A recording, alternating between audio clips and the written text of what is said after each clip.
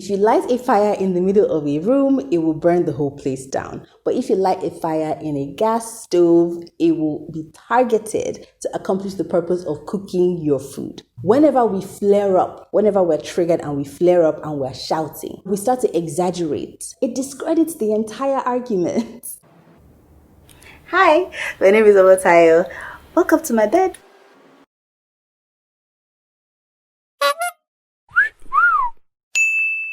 Hi guys, this is In Bed with Omotayo, me. Welcome to my bed. If this is your first time here, thank you for joining me in today's video. I hope you enjoy it. Please subscribe, and if you stay till the end of the video and if you enjoy my content, please feel free to share it with anyone who you think might be encouraged or helped by it.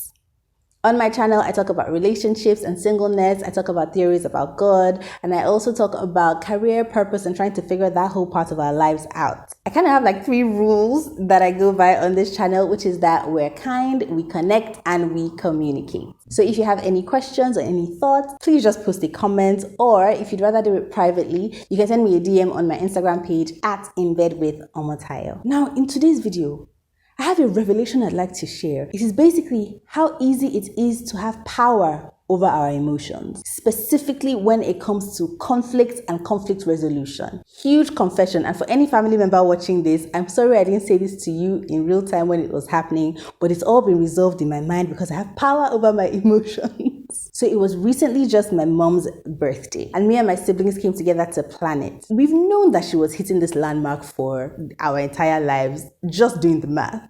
And we had big plans, but obviously over the course of the last year, things weren't going the way we had hoped. There was COVID, so nobody was really sure exactly how it would turn out and what we would be able to do to celebrate her milestone. But what started to happen was when we got closer and closer to the date, the different frictions between me and my different siblings started to come out. Now, they didn't come out to them, or we never got into a fight. But in my own personal space, I realized that I was very emotional. Like, I'll talk to one sibling, he will say something, I'll agree on the phone, then I'll go away and say, hey, Shebi, that's how it was. I remember when I was 15. I remember when I was 16. This is what he used to do. And then I'll be so upset. I lashed out at my mom. I lashed out at myself. Oh my God, Omotayo, by this age, you shouldn't have money issues. All she wants is grandchildren in this life. Nothing else. You have not even been able to marry.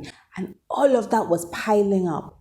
What was happening in real life, though, was that we were just trying to agree on venue, decorator, souvenir. What are we going to wear? Those were the real, actual things that were happening. Let me tell you what I found out. What a revelation. I found out that those things that I was bringing in from the past and from my imaginary future and the conclusions I was making were based on things that had nothing to do with the actual matter at hand. So here's what was really happening.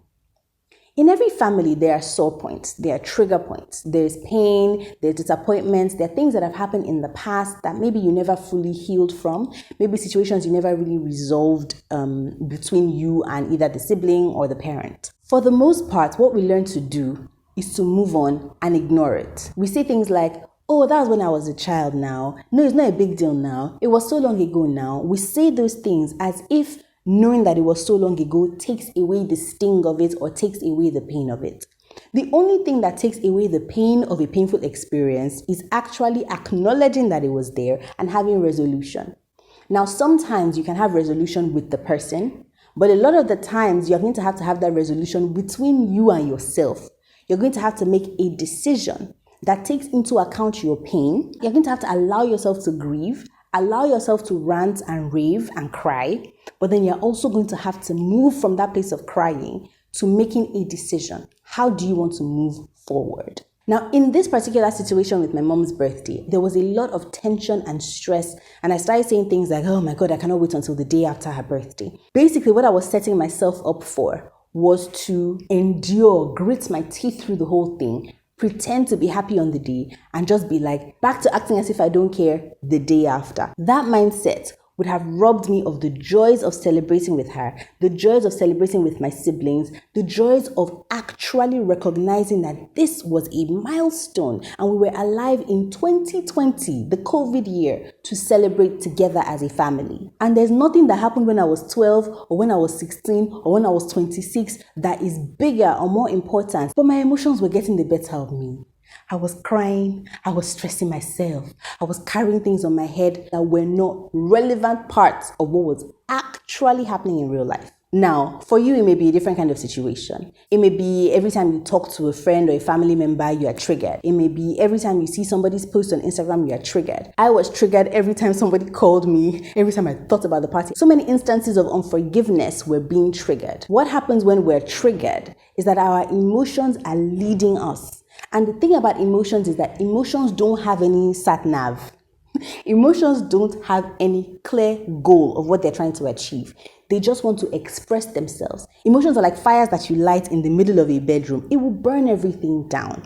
But emotions under control is like lighting a fire in a fireplace or in a stove, a fire that has a purpose. And emotions gather other friends, so it will be anger, then it will be fear, then it will be hurt, then it will be disappointment. And all those emotions will come and have a party on your head and burn your whole house down. Before you know it, you've lashed out and you've caused more harm than good. And in fact, even if the other person was wrong for all the 100 things that they may have done throughout your life, by your wrong reaction at the wrong time, you end up causing greater hurt and greater harm. So now let's talk about this ability to have power over our emotions. First of all, what fuels our emotions? What is the spark that allows the trigger to actually happen? As I illustrated in my own example, it is our past experiences, our assumptions. So if this is someone you've had a lot of history with, if it's someone you grew up with, then there are probably many times when you were growing up that they were doing the same thing over and over again. You've probably just taken that as a foregone conclusion. They will always be like this. Sometimes it is what other people say about people. So for instance, people say all men are like this. So whenever you meet a man, you expect him to treat you a certain way. So you're already defensive. Before he says something, you said 10. Or it could be people saying, oh, women are like this. And before you meet someone new, you're already expecting them to come with their drama. What happens is that you bring all of that negativity, you bring all of the history, the past experiences, and you bring them to an issue that is unrelated. So for instance, with my mom's birthday, the issue at hand is, which color are we picking? Which souvenir are we picking? Which venue? How much money are we contributing? But then when one of my brothers said something about money, what I'm thinking is, remember that time I asked you for money, you didn't give me? Or, maybe that's how he is. He's always spending money anyhow, does not know how to save money. All those kinds of things come in. However, are those things relevant to the issue at hand? No, because the issue at hand has a set date, a time, a clear goal, and all these other things from my past are just vague memories that have no actual tangible substance. So one way to have power over your emotions is to remember, what is the goal? What are you trying to achieve? You're trying to pick out which souvenir to use for the party. That has nothing to do with when I was in GS2 and I asked you for money to buy yogurt and you said no. It has nothing to do with it. And so bringing that experience into this decision for today is unproductive, is futile. Another thing to think about is, who is this person to you? What is their value to you? What is their contribution to your life? Is it a family member that you will always see, or is this just a temporary friend or acquaintance? If this is a temporary friend or acquaintance, you don't have to be so emotional about it. You can just identify whether or not that person adds value to your life, or whether it is a seasonal thing. And when that season is over, you go your separate ways. It doesn't have to be so heavy on your heart. But if this is someone who you care about, if this is someone who is going to be part of your life forever, then it is worth thinking about what their value is to you and then seeking reconciliation. So for instance, can you find a time to actually have a conversation about the way they hurt you? Can you seek resolution? If possible, then do that. But it's not advisable to do that in the moment when you are heated, when the emotions are flaring up. That is not advisable. It's because the nature of emotions is that they make us prone to exaggeration. So with the analogy of emotions as fire, if you light a fire in the middle of a room, it will burn the whole place down. But if you light a fire in a gas stove, it will be targeted to accomplish the purpose of cooking your food. Whenever we flare up, whenever we're triggered and we flare up and we're shouting, we say things like, "You never listen, you always do this annoying thing." And we start to exaggerate. The moment there is a hole in our arguments, it discredits the entire argument. So now if you say, "You never do this," and they say, "No, but that time I did it," you're like, "Oh, that's true." If you say, "You always do this," and they say, "Oh, but that time I didn't do it," you're like, "Oh, that's true." And so you've lost your advantage. You've lost your opportunity to actually create real resolution. However, if you are calm, if you don't let your emotions lead you, if you don't let your emotions burn the whole house down, you're probably likely to have your wits about you and to be able to say, "Actually, that day when this happened, you responded like this and that hurt my feelings in this way."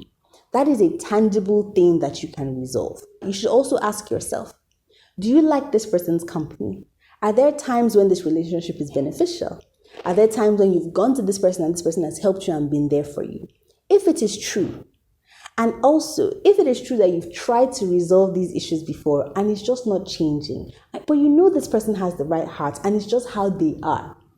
If you've tried to resolve the issues before and you haven't been able to, but this person is still valuable to you, then you also have the choice to let go of those emotions. And when you see the trigger conversations coming, you can find a way to steer it. Or last, if they're going to be in your life forever, you can just have it in mind that sometimes they will upset you and that will be okay. But because this person is valuable in a bigger way, in a bigger context, then it is okay to have those occasional moments. So for instance, will my brothers annoy me in the future? Of course. Will my parents upset me in the future? Of course. But we're in each other's lives permanently, and we know that deep down inside we care about each other. And so it will always be worth it to fight through any issues because of the idea of reconciliation and because of the love and the bond that we share. Now, the Bible says faith is the substance of things hoped for. So if what you hope for is reconciliation, if what you hope for is love, if what you hope for is peace, then everything you do, all your energy will be focused on trying to achieve peace and to try to bring reconciliation and try to bring love.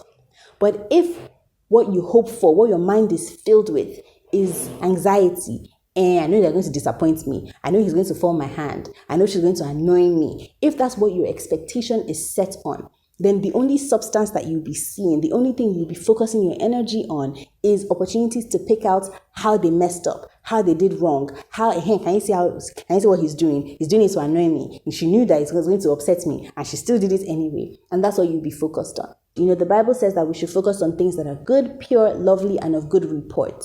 And so if we focus on those things, then we start to find evidence around us to substantiate the good things that we're looking for. And then we can build toward a positive outcome. But if our hearts are filled with the expectation of disappointment, then we will end up looking for reasons for everything to just scatter. Now, if this is an abusive relationship or a dangerous relationship, I would advise you to speak to a counselor or get help.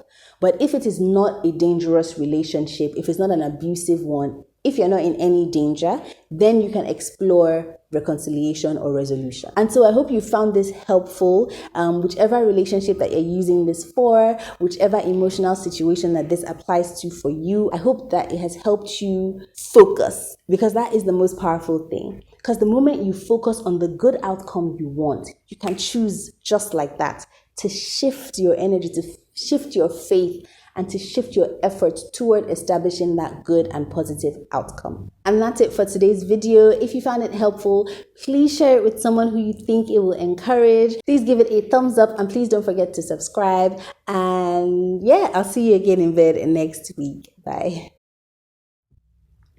You guys know that I recorded this video 3 times, as in 3 times. The camera kept going off. Oh my goodness. It was so frustrating, but I thank God that it is out now. Thank you, Lord. I did not let my emotions overpower me. Yes.